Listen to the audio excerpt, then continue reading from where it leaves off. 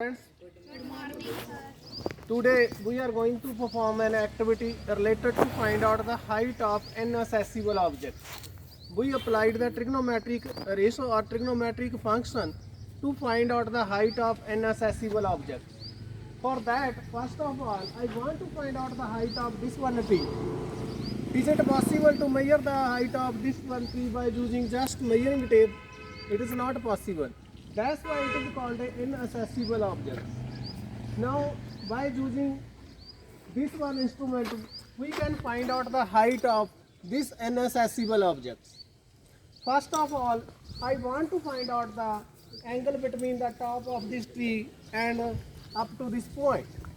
For that, by using the line of sight, I can find out the angle made by at the top of this tree, which is called the angle of elevation. What called? Angle of elevation.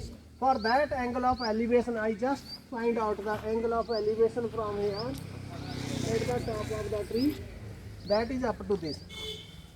Now the height of this one instrument is equal to 4.2 foot.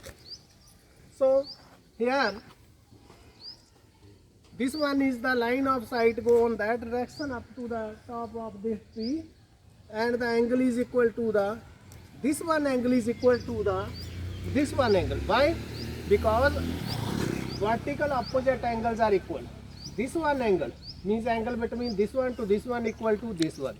This one angle is, if I see, this one angle is approximately 60 degree. This one angle is a 60 degree. Now, by using the measuring tape, I find out the this one distance. That is accessible.